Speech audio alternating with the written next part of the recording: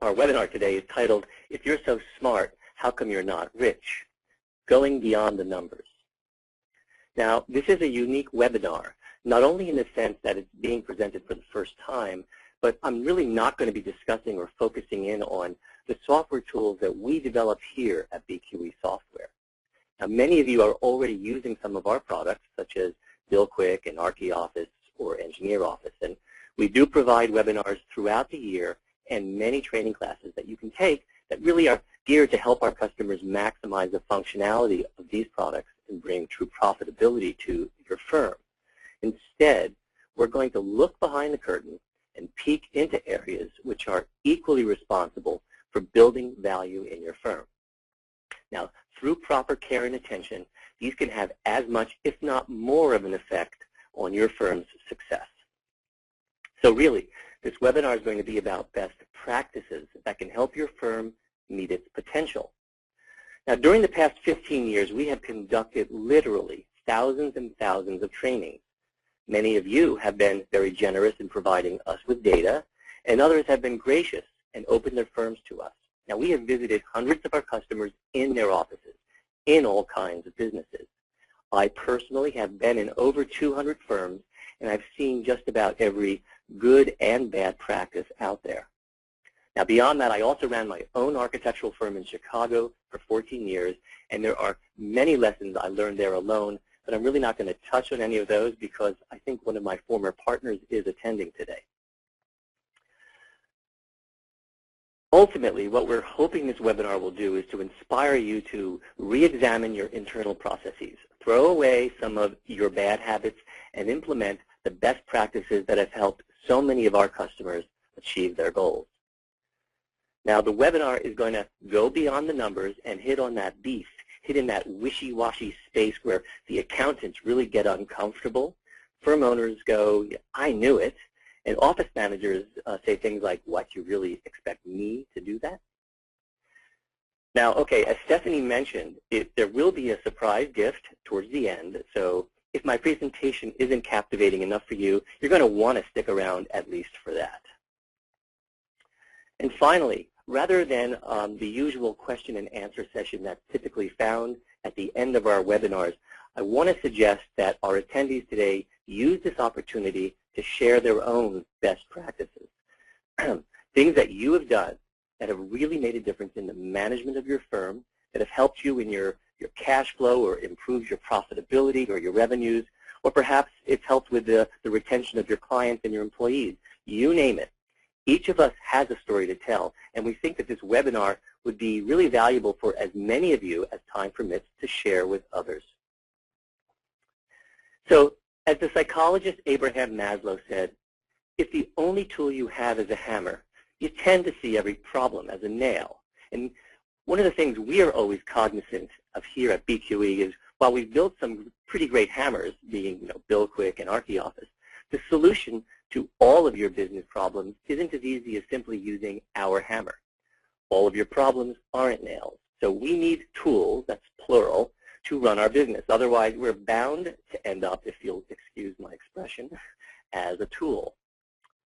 So let's talk about the beef. Now, as I said, much of what I'm going to cover is based on information we have gathered here at BQE Software over the last 15 years. Many of our trainers and consulting teams have come back and discussed with us what makes businesses do well. And again, I've seen my own fair share of good and bad practices firsthand. So I encourage you to really think about these points and see if they can be applied to your business, because these do work. And yes, a lot of these are also no-brainers. They're totally obvious. In the end, no pun intended, we want you to drop those habits that have led to business and project losses. So I'm going to cover 10 points, which I consider the keys to helping your firm achieve its potential.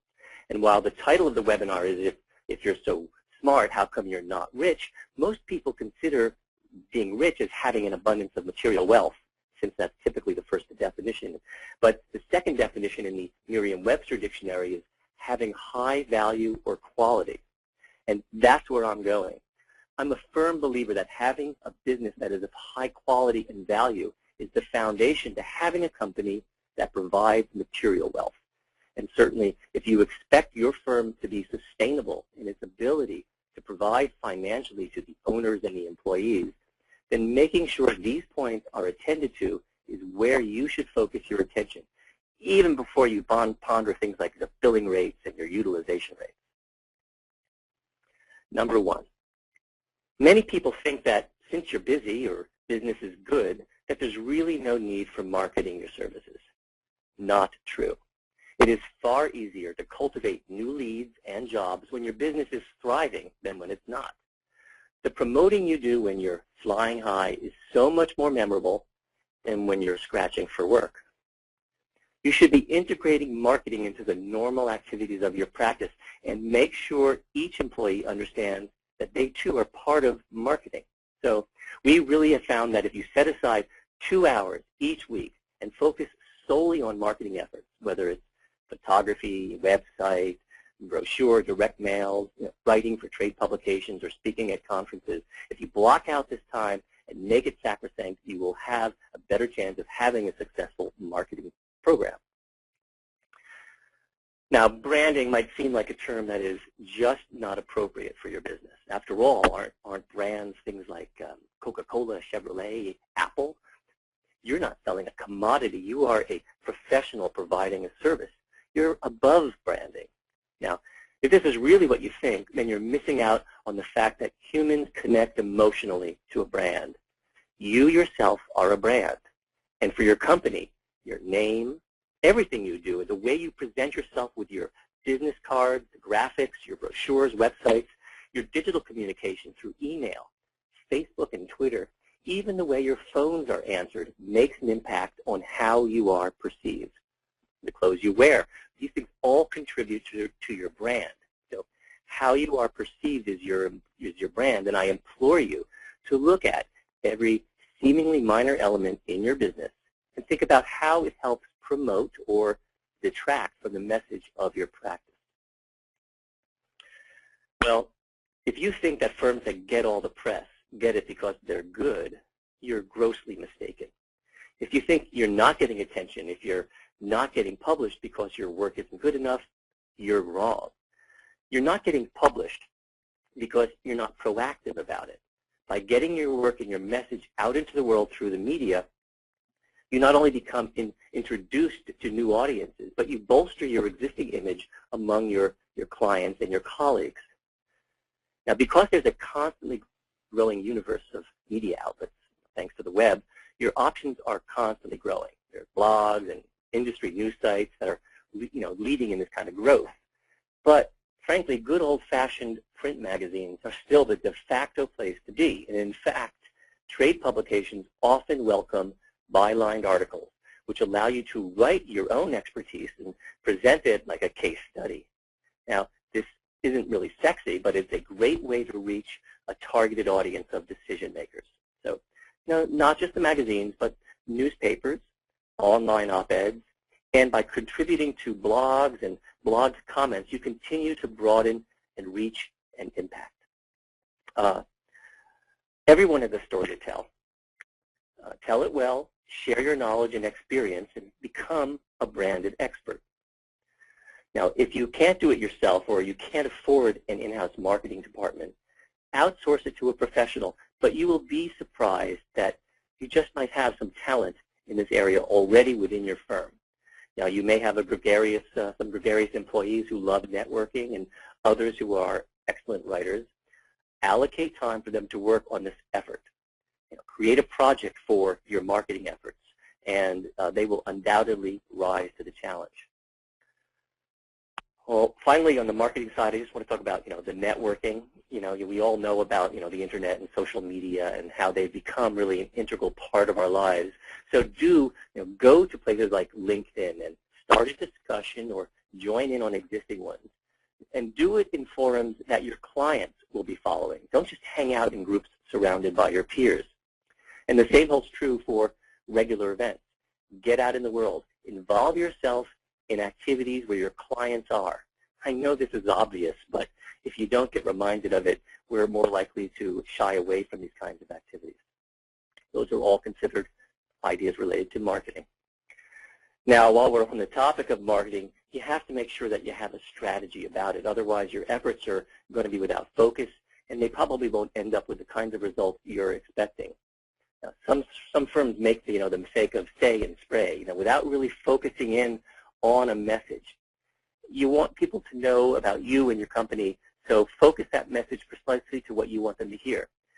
Find the niche where you plan on excelling, where you do excel, and build that beachhead for your company. I can't say enough about the importance of communication with your staff.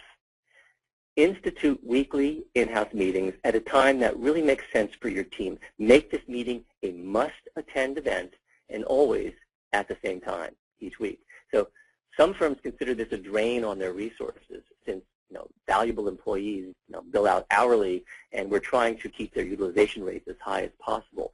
But I promise you, by taking an hour out of each week to gather these forces, you will save dozens of hours.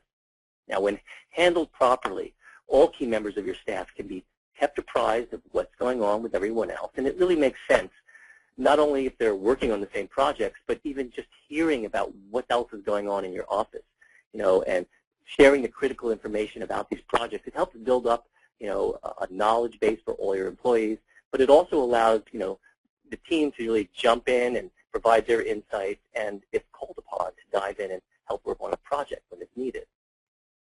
If you recall the LA Law TV series that ran between 1986 and 1994, the one with Corbin Bernsen, where you might recall the rapid-fire meeting that they would have in each episode. All the partners would sit around the table and bang away on what their cases they're working on. These seem to be the most successful.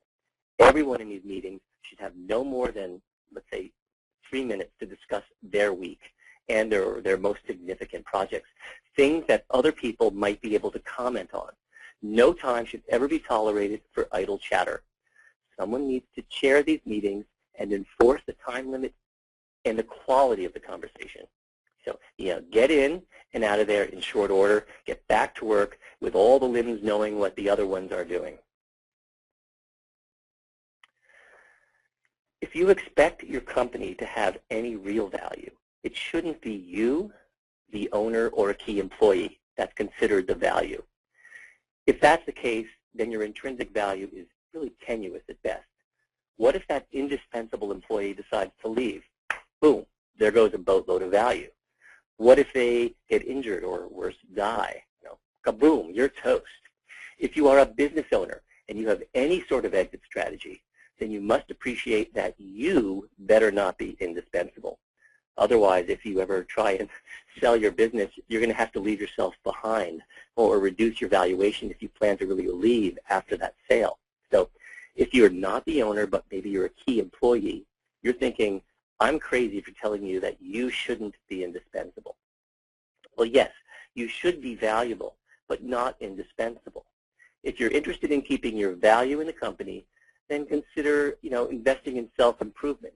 You're not perfect, your company isn't perfect, but every organization and individual should strive to improve to be better tomorrow than they are today.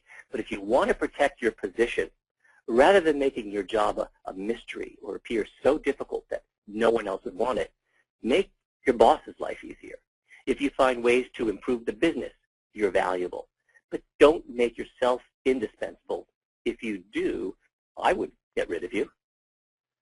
Now, we've seen the silliest things in the businesses we've been invited into. Office managers that create the most complex systems that would make Rube Goldberg scratch his head in wonderment. They are so difficult that no one really wants to inherit them. The machinations they go through to get results is so complex that they've made themselves indispensable. If you're a business owner and you have someone in your company that creates Excel worksheets that require a PhD to comprehend, do not tolerate it. You must organize your business with the expectation that any single person can be missing, but business will not be interrupted. It will not be harmed. The amount of downtime, the colossal inefficiencies from having to pick up where one critical employee is left off and no one knows how, their project is organized, it's unnecessary. It is a huge waste. And, apparently I'm not the only person out there that thinks this way. So I just found like 3 cartoons that share this sentiment. So obviously take 2 tablets the moment you begin to feel indispensable. And this one's really true. We have seen office managers in firms that hold the keys to the kingdom simply because they happen to have all the company passwords and they don't write them down anywhere.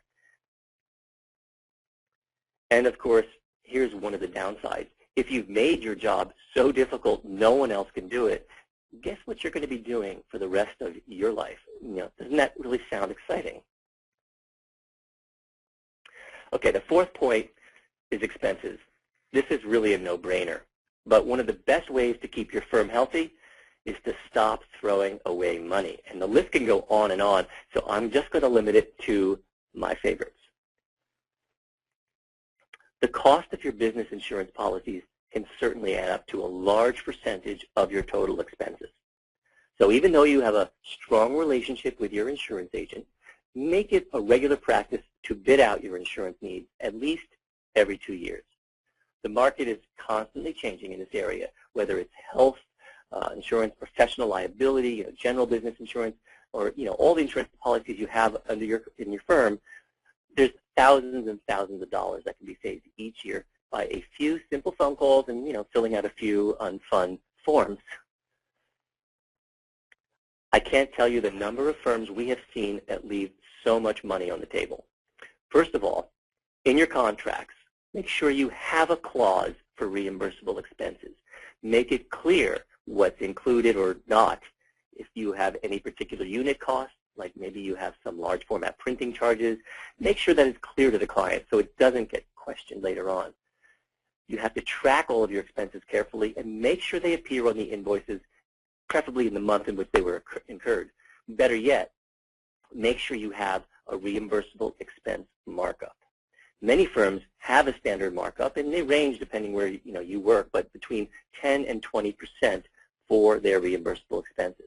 So, as an example, if you have $50,000 in reimbursable expenses for printing, travel, consultants, whatever, each year coming out of your firm, and a markup of 20%, that's an easy $10,000 that you can earn to offset the costs of hiring, an overhead employee like a bookkeeper, et cetera, to manage these expenses. Now, if you don't charge the markup, that's $10,000 more you will have left in your client's pocket. Now, we found that not having a print tracking system in your firm is one of the biggest lost opportunities.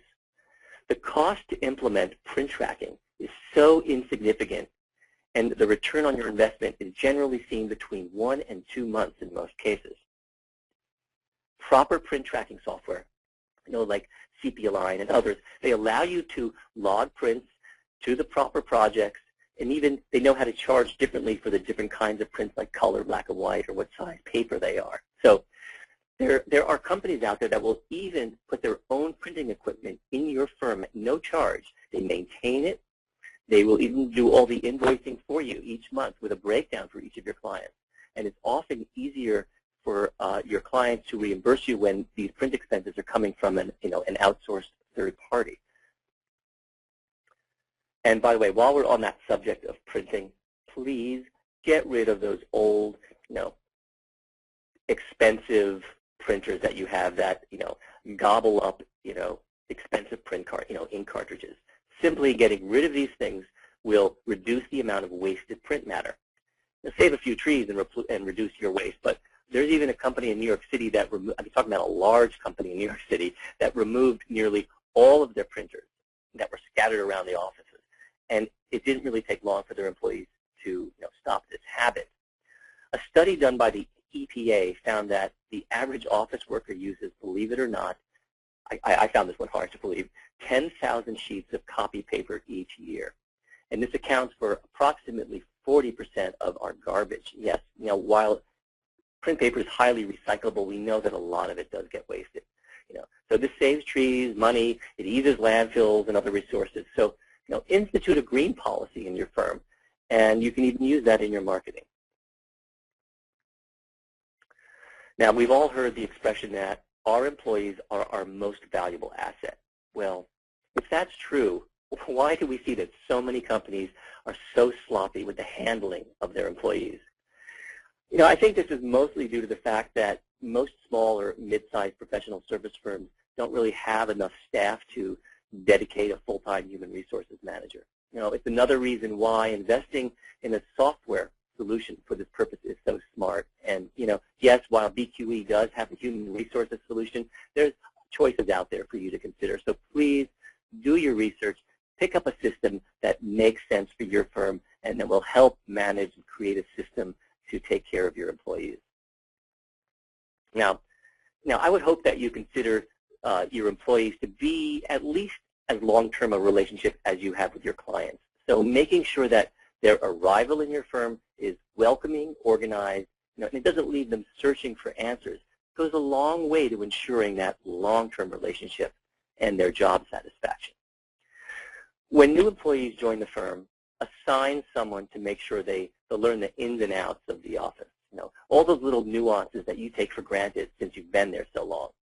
They have no idea about these things. So by sharing this all with them, they're going to feel welcomed. Now, it's also important that they learn about your business systems, including the software they'll need to be using. It's not always possible to hire an employee that's perfect for your firm, but also knows, the software tools you use in your firm. And we've seen time and time again firms that try and hire, the right person and train them on their software. It's much more successful than if they try and find a candidate who, they're concerned already knows their system, so they don't have to waste time training them. More times than not, that person ends up not really fitting into the culture of the firm.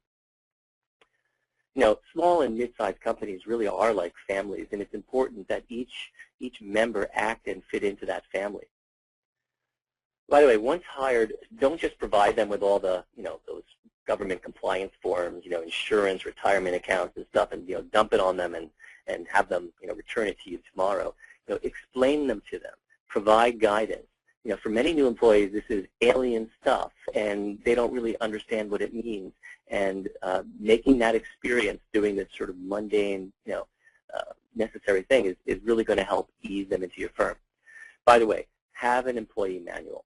It should be comprehensive, and there are so many sources that can help you if you don't already have one. But this is the go-to document for just about any employee question or problem. Now, you must have this, not just for your own protection, but it does provide a sense of comfort to new employees to know that there are protocols and processes in place when they have questions. Professional development is increasingly becoming commonplace in many professions, and continuing education is often a requirement for licensure. Now, this means you should institute a program for regular employee training. Now, that includes training for the principals as well, by the way. No one should ever be exempt from keeping up to date with the latest trends that can affect their job. Firms need to create the opportunities where this can happen, from simple lunch and learn sessions to allowing employees time off to attend professional development and training sessions. These kinds of things can be easily instituted. We have seen many firms actually have this as a category in their time cards, and they provide yearly allowances, similar to how they handle vacation and personal leave. They have allowances for professional development and encourage their employees to go out there and get it. By making it easy for your employees to continue professional development, you're not only helping with their retention, but you're ensuring that your firm will remain on top of their game. Now, employees, their reviews should be discussed in your employee handbook, and you should put them in the calendar early. So they seem to come around way too fast, and if they're not scheduled in your calendar, a lot of times people will overlook them and say, we'll do them another day. Get them in the calendar, make sure everybody's aware of when their review is coming up. And separate your performance review from your salary review. Now, this is really important. Have your performance review first, and make sure the employee understands the improvements you're expecting to see in the upcoming period. Help them understand the motivation for your performance requirements. If you combine a performance review with a salary review, you're going to find that the discussions about salary are going to overshadow what was discussed regarding their performance. In fact, it's really common for firms to provide performance goals for employees and use this in their salary review later. For example, you've asked an employee to increase their utilization during a performance review. You might also tie that into a salary bump. Now, if their goal is achieved, this gives them an incentive to achieve the performance goal that you set, and it provides you with a reason for a salary disappointment if their goal is not achieved. In addition to having proper procedures at the hiring end, you need similar processes at termination. Now, it's extremely important to conduct an exit interview. One of the really interesting things that happens during this meeting is the employee is going to be much more candid, and they're going to say things that might otherwise have they've held back on when their job was at stake.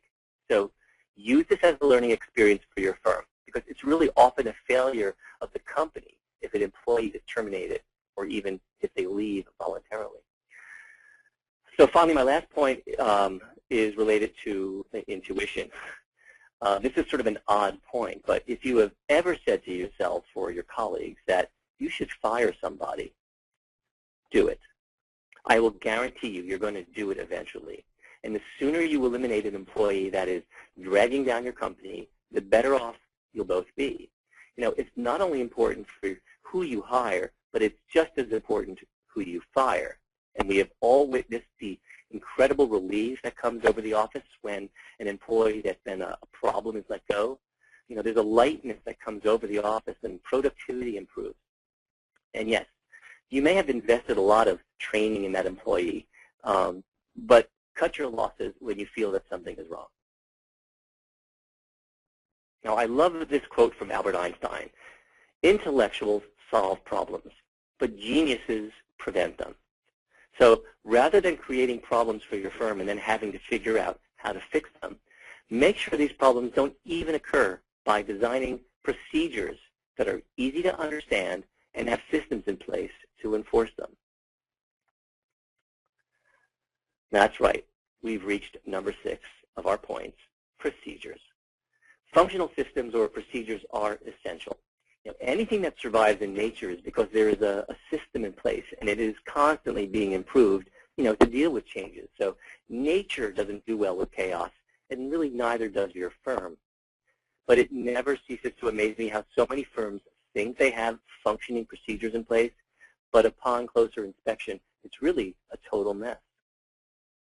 And once again, our friend Albert Einstein provides us with a fabulous quote. Out of clutter, find simplicity. Now, one of the most nagging problem areas we have found in the firms we work with is their document management systems, or better yet, their document clutter systems. Now, many firms pride themselves on their appearances. Of course, this is a great selling point. Look at this architectural firm. It says we're organized. We're like a well-oiled machine. We're on the ball here. It's, crisp, clean, organized, beautiful space. But in most cases, this is simply an illusion. Let's take a closer look and see perhaps what's really going on in the areas where that client doesn't have access. Now, I'm sure this looks familiar to many of you. The point here is that any paper on this person's desk is paper someone else will have to hunt for. Where's the document management system? Now, there are 2 ways to represent document management. First is the underlying data. Generally, it's on a computer that created what's on these pieces of paper. And the second are these pieces of paper themselves, the printed matter. So those pieces of paper and the digital information behind them should be part of a system if you don't want to end up like this gal. Professional service firms are, by definition, supposed to be, well, professional. So this extends to the care that you give your clients as well as the information behind their projects. Indeed, the information is often the most critical aspect of your business. And by not enforcing systems, you risk losing control, losing repeat clients, losing money. Hey, can someone get me a copy of last week's meeting minutes? I'm pretty sure they're somewhere in a pile of papers on her desk. So have a process in place that treats the digital information behind the printed paper and the system that manages the printed pages themselves. The best firms actually handle both the bits and the bytes identically. After all, why should a person have to hunt down a printed piece of paper any differently than they would the digital file that created it. Whether it's on a file server or sitting in a file cabinet or a 3-ring binder, how the employee looks for it or where they're going to find it should be conceptually identical. Now, your team should not have any problems moving from project to project and finding the critical data they need, since it will always be found in the exact same spot. And yes, for our attendees that use our ArchiOffice software, you're familiar with our built-in document management system. It not only automatically files documents created from templates, and it puts them in the appropriate file folders on the server, but it automatically names these files based on rules you establish. So we've seen some of the best companies take our systems and go beyond that. One of the best things I've seen personally is the firm that puts 6-point font in the footers of their printed files from their templates, so that when the document's sitting in the printer tray, any employee that comes upon that piece of paper is able to know which project it's for and where exactly it's supposed to be filed in their 3-ring binder. That footer has a helpful information for which notebook it goes into and which tab it belongs under. So there's no reason a piece of paper should ever be left on a desk waiting to be filed unless it's needed for review. But once reviewed, that document should tell the employee where it goes. No clutter and pure simplicity. Thank you, Albert. Now, there's one other point I'd like to make about procedures, and I've asked Abraham Lincoln to provide us with his witticism. Mr. Lincoln pointed out that if he had 8 hours to chop down a tree, he'd spend 6 sharpening his axe. Now, this erudite remark speaks volumes to the power of planning. Your firm needs to put into place a consistent strategy for how projects get started, right through how they move from every phase up to the final procedures when you are completing your project. A checklist is advisable so that each time a project started, nothing is forgotten. And when they're completed, everyone knows what to do and how to transfer information about the project. For example, that might need to go to the client or for marketing purposes. If these things are not planned, nothing will really be done. And one day you're going to find yourself scrambling when you least have time for it. Now, in order to illustrate a process for project planning, indulge me by allowing me to show a single screenshot again from our ArchiOffice software. Now, ArchiOffice has a checklist system built right into the software. And what's important here is that your firm establish a system of tasks that need to be completed through each phase of a project. Now, this ensures not only that items which are essential to the project get completed, but that they're completed before moving on to other tasks that may require these things having been done. So many of us have been in our professions for so long that we think we can do it blindly. We just jump in and do a project. Even some surgeons tend to operate, no pun intended, by instinct. So, but when you proceed, just by instinct without planning, you're really not in control, and some really bad things can happen. So I want each of you to entertain the idea of having every project begin with a checklist. Think of yourself as a pilot that never takes off without going through every single item first. Now, as we can see here in ArchiOffice, checklists are also used throughout the various phases of a project to ensure all the necessary items have been taken care of before moving on. And it's easy to see what hasn't been completed. And in fact, you can budget your hours for these tasks and have your employees select them from their time cards and get real live information, budget versus actual, while at the same time being able to gauge how complete your project or phase is. Now, one of the amazing things we've heard back from a number of our ArchiOffice customers is that by using our checklist system, and I know that this would be true having any checklist system, not just ours, is that they have been able to reduce their professional liability insurance premiums by demonstrating they have an active means of risk reduction. Now, that's only one of the benefits of having a checklist system. You're less likely to forget to do essential tasks. You can budget your projects based on these tasks, and track your projects to see how much time is expended on these tasks. So I think that the ability to present your checklist system to your professional liability insurance company and prove that you have an active system in place for reducing risk, limiting their liability, that will be the best benefit probably ever, and save you thousands of dollars each year. The 7th point, almost getting there, is successful firms really adapt they're vigilant and continuously aware of their place in the market. Now, successful firms really can subtly adjust and refine their course to meet the market needs. So this is another reason, by the way, why employee training or professional development is essential for your firm's survival. Look at your core competencies and see how they can best be used to serve the marketplace. And by the way, change isn't just about the services you provide, but how you provide your services.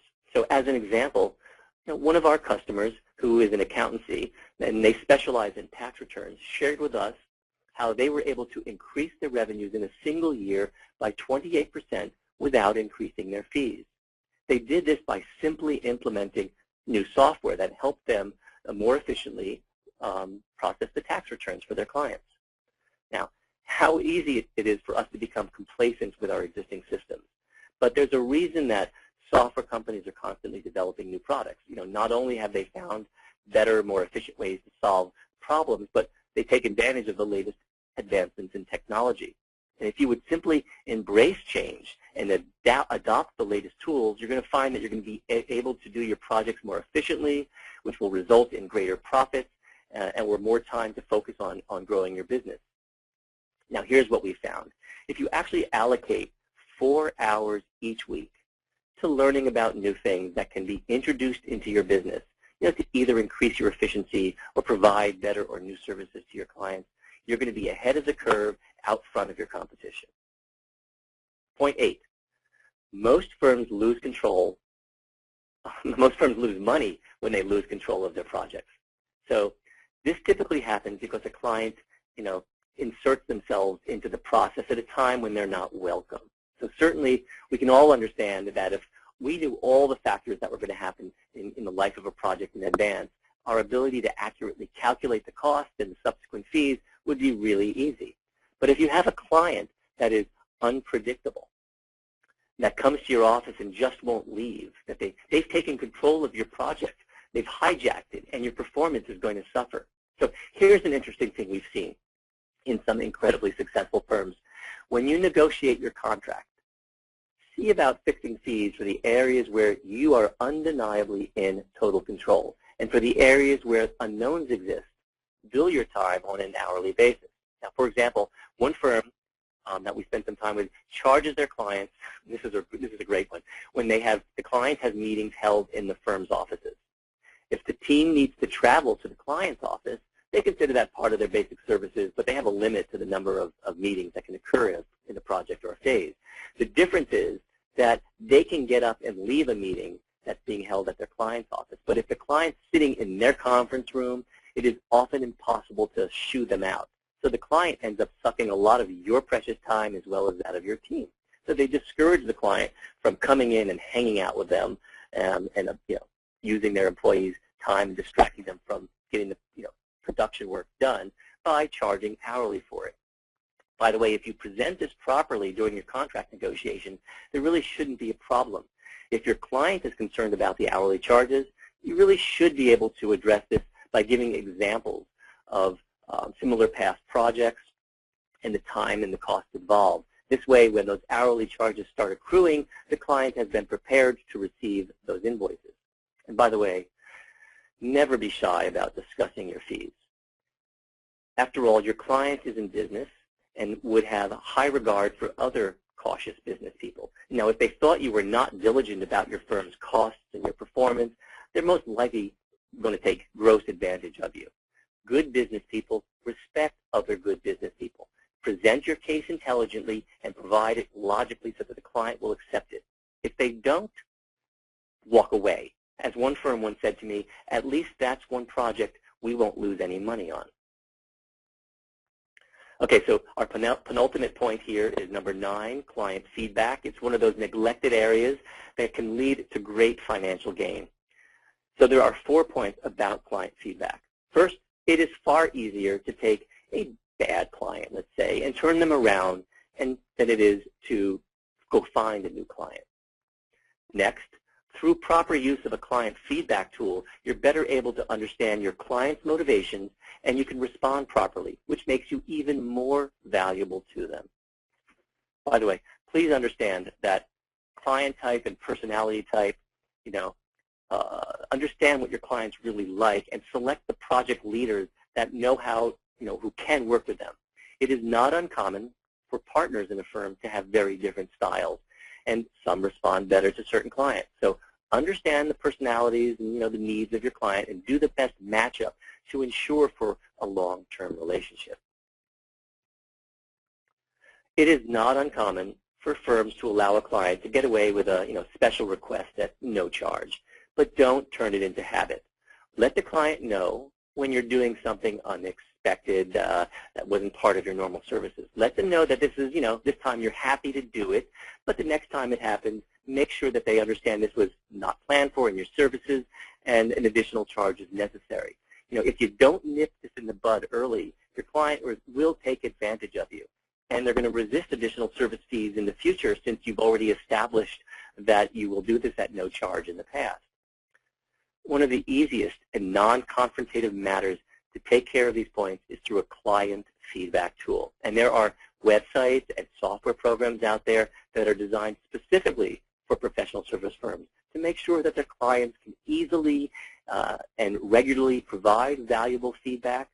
They're not a nuisance to your client, and they're going to help keep the project on course, and all parties are going to be happier. And finally, it's appropriate that we end with this last item. I can't say enough about how much goodwill earned over a long period of time can be destroyed by a single mistake or a lost opportunity at the end of your project. Conversely, it is amazing how a project that may have been difficult all the way through its long life could end on a very positive note by the way your firm closes out their projects. Now, I describe this as the last taste in your client's mouth lingers the longest. And most commonly, disagreements at the end of a project occur over money. Now, we recommend you anticipate this and take care of it up front. For example, make sure your contract calls for a retainer and you hold that until the last invoice. Make sure the retainer is sufficient to take care of all the the expected final invoice amount. This way, if your client does balk on paying the final invoice, you simply utilize the retainer and return the balance to them.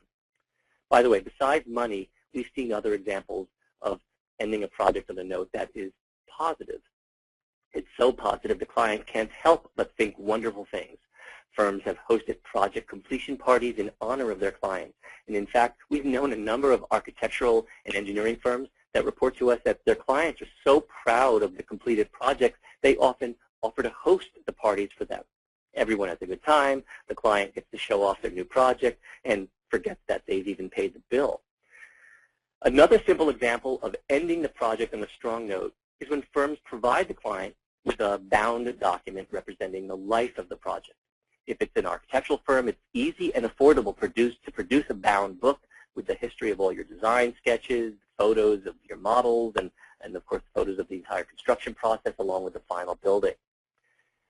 By the way, another architectural firm bragged to us that their clients are thrilled at the end of a project when they present them with a 3-ring binder filled with all the operating manuals, the installation guides, and warranty certificates for every single piece of equipment in their building.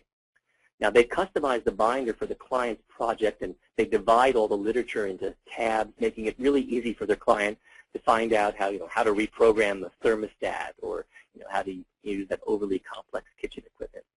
So really, there's no limit to the number of things that can happen at the end of a project that can turn it into a sour ball or a sweet dessert.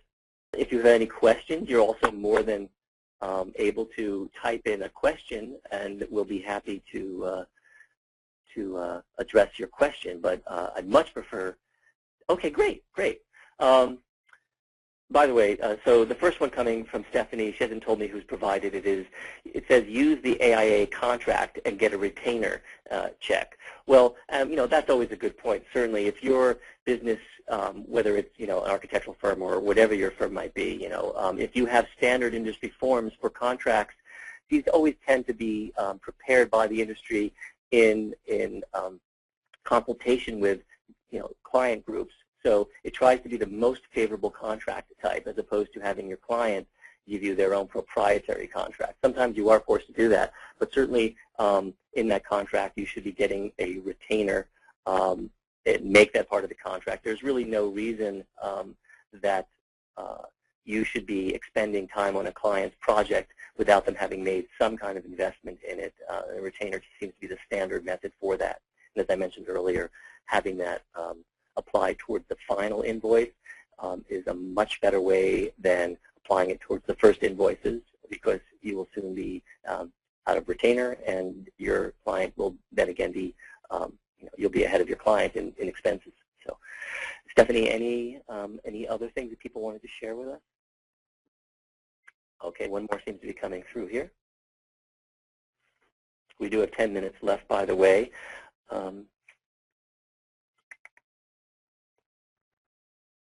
Okay, so someone says, if you have a studio culture that resists structure, which is propagated by the owner, any ideas or strategies to overcome this to implement procedures? Oh, that's a great one, because obviously if the the person at the head of the firm isn't endorsing systems, it's really easy for them not to happen at all. Certainly short of a mutiny. I think the thing is to understand and have a meeting with your firm owners and find out their reason. Certainly some firms think that they like that kind of spirit of it's every day is a new adventure. Let's find out what kind of chaotic thing is going to happen in our office today. And if that's really the way they want to run their business, then I'm not sure how you can make them change that, other than demonstrating and showing them how bringing order, systems, procedures into the company will make them more money. But if money is not a primary motive for them, I'm not sure, other than maybe explaining to them the employees would be happier to know that there is a system in place. How happy are the children when they know that dinner will be served every day at 6 o'clock, that there is a system in place that they can be expected. So here we have somebody who says they're a BillQuick fan. After running Deltek for over 15 years, they suggested BillQuick, and they saved the company $20,000 that Deltek wanted to charge them to upgrade to Vision. So we would lose our support on Deltek FMS. I love BQE. Well, I don't know who that is,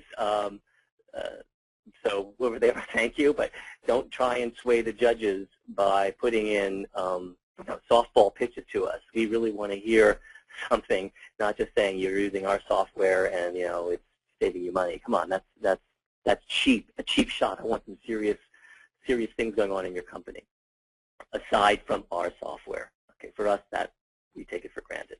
Anyone else? Stephanie? Anybody coming in with anything? Someone says, I'm researching ISO 9000, International Management Standards Certification. It's a great way to implement procedures. So is anyone out there familiar with these standards and certifications? Yeah, we hear this certainly from more mid-sized, larger firms. They do institute this kind of certification standard. It is obviously great if that's the realm that your company moves into. I personally don't have any personal exposure to it. I do know there are a lot of our customers who do, but I can't directly speak to the point. But if someone's really looking to institute a standard, the ISO 9000 is definitely something that they should look at. Thank you for that.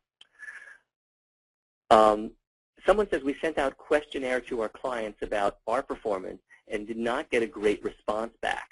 So do you have a suggestion on what we could use instead of the questionnaire? Okay, that's actually really good, because today there's a lot of, first of all, you can create your own questionnaire, and if it's too long, the person who has to fill out the questionnaire might get tired and not really give the thoughtful response. The other thing is they tend to be questions that are like leading questions, and they're the questions that you want answers to. So there are client tracking, there's a client feedback tool. I think if you do a Google search for client feedback tool, you're going to find one right up there. I think it's called client feedback tool, directly for professional service firms. And what this company does is they understand that you can't overwhelm your client with questions, but they also have to be open enough so that you hear things that you don't want to hear, and your client is able to pay attention and address it. So, yeah, I mean, you should be prepared to hear things that you don't necessarily want to hear, like I'm doing a great job, but you also need to act on it. And a lot of companies, I get these emails all the time, please survey our services. If they just survey it and they don't actually make a change, then that's really, no one's really spent their time valuably. So I would listen to your client, let them know you've heard them, and let them know that you're going to be changing something to address their concern. We have someone who says, we often use the process of during a rolling out of a client contract that will tell the client that we will do SD and get their approval. Okay, so doing schematic design and get their approval for schematic design before moving to design development. The approval includes payment for those schematic design services. Once the schematic design is paid for, we'll then move on to design development.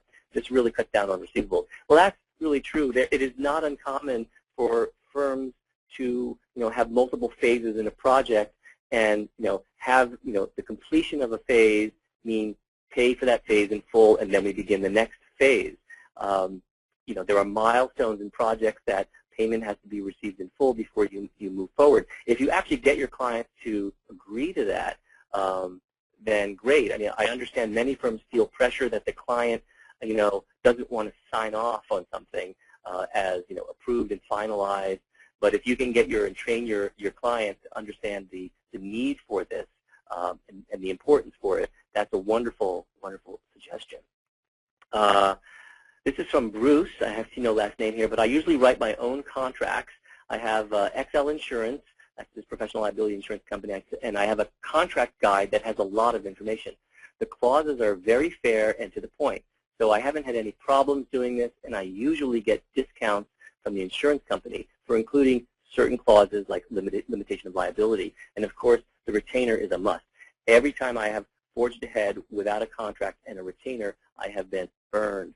Thank you, Bruce. This is so true. I know from my own personal experience that my insurance company was very keen, our professional liability insurance company, for having us include clauses that limited our liability. And 9 times out of 10, these will stick in a contract. Very few clients may want to strike that, but a lawyer-to-lawyer negotiation can explain the rationale behind that limitation of liability. For example, for a lot of our projects, we limited our liability to the fees that we have received. This really stops those nuisance lawsuits that might happen in the AE industry all the time, where a client just really want to pay a bill, so they have a little deeper pockets than you may have, and they'll just file a nuisance suit. So if you limit your liability, that will oftentimes stop things like that from happening. Yes, and the retainers, of course, Bruce. The retainers are essential.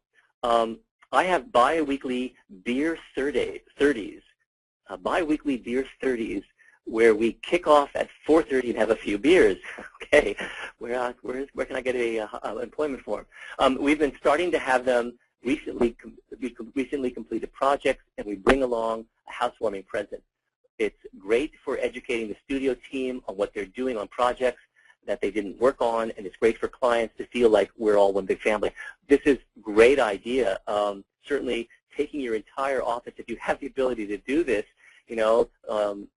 at the end of the day, whenever it's appropriate, to come out and see a project that you've completed. If you're in, an AE firm, that obviously makes sense. If you're in accountancy, I don't know how valuable that might be. But getting the team out there and seeing what your office is doing, rather than just seeing a picture of it, that's also great training for your staff.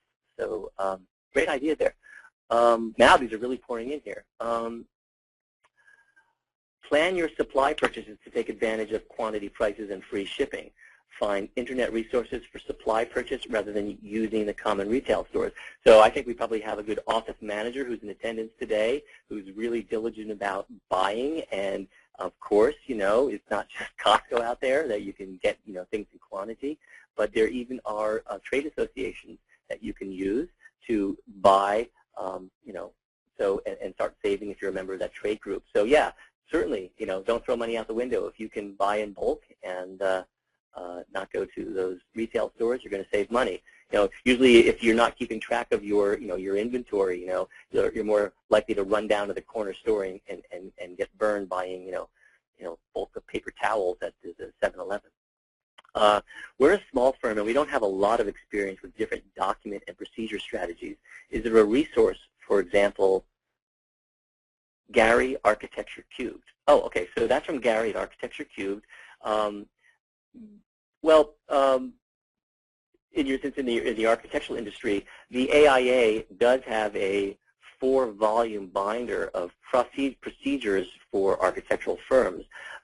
It's not an inexpensive document. I think the last time I purchased it, it was a few $100s to get that. It has everything you need to know about everything to run a firm. So since you're at Architecture Cube there, I take a look at that. But other than that, using our software products, especially our ArchiOffice products, it comes built in already with a lot of standard things that are needed, and as time goes on, you can build your own. But okay, so Gary, so we have another one. What happens if you have an indispensable employee that's really a bad apple? Well, one, my apologies go out to you. It is not uncommon. I've been in that situation myself. If it's not the principal, then I think you all need to privately meet with the principal. We actually had a number 2 in command in a firm that I was working in while I was still in grad school, who was a tyrant and who was actually indispensable. And we ended up meeting in the evenings with the lawyer and the firm owner to find a way to exit that key individual in the firm. I